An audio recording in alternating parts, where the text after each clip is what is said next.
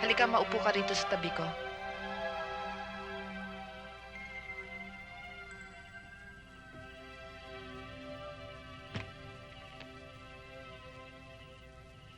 Alam ko kung anong pinagsesentimiento mo. Kaya ganyan ang arte mo sa akin. Iniisip mo, sobrang ginagawa kong paghihigpit sa'yo. Pagkatapos ako, may tinatagong lihim dito sa bahay. Yung tungkol sa amin ni Maning, matagal na namin gustong magsama.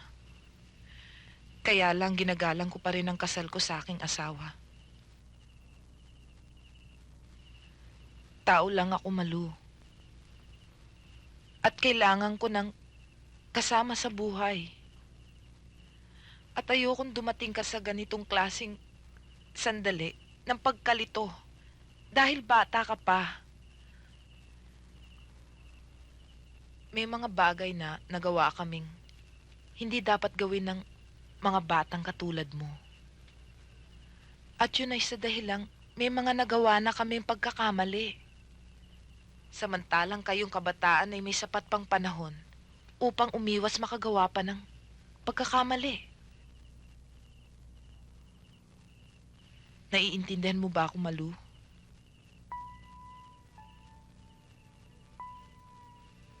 Malu, naiintindihan mo ko?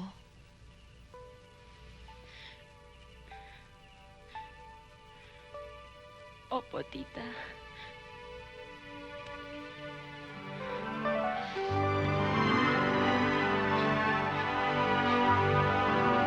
Oh, tama na. Huwag mong kakalimutan yung sinabi ko sa'yo, ha? Makabait ka, ha?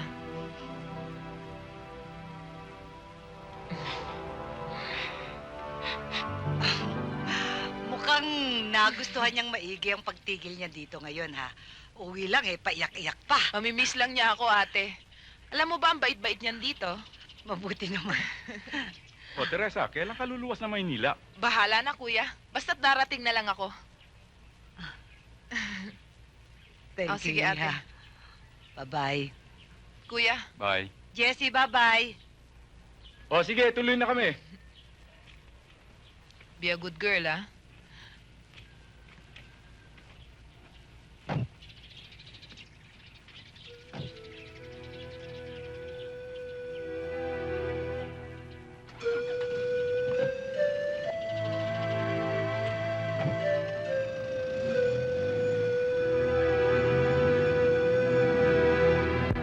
Wala ka bang napapansin sa eksena natin ngayon? Ano?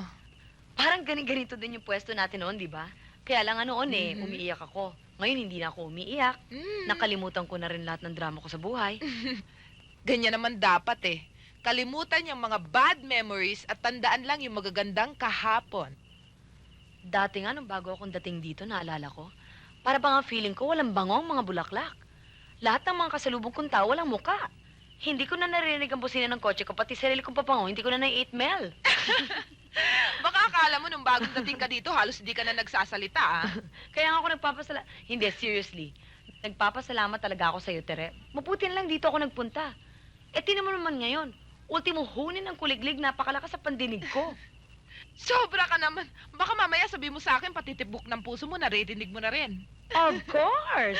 Hindi ko lang naririnig, nararamdaman ko pa. Wow! Alam mo ngayon lang sa akin nangyari to. Never before. Kaya thank you. Thank you talaga, thank Mr. you. Re. Eh, nung ko pa naman sinabi sa'yo, di ba? If you want something to happen, you can make it happen. As long as you do it right, di ba? At saka, yung problema ng tao, alam mo, hindi lang yan nagpapahirap ng tao. Nagbibigay din yan ng liwanag sa iyong isipan. At saka lahat ng tao dumadaan dyan, ano? Katulad ko noon, remember? Wow! Oo na. Kung di ako naging matatag, siguro hindi mo na rin ako makakausap ngayon. At saka I keep saying, alam mo, it's not the tears, but the determination that makes pain bearable. Di ba? Oo na. Baka sa kakasermon mo, mabrenda ka na.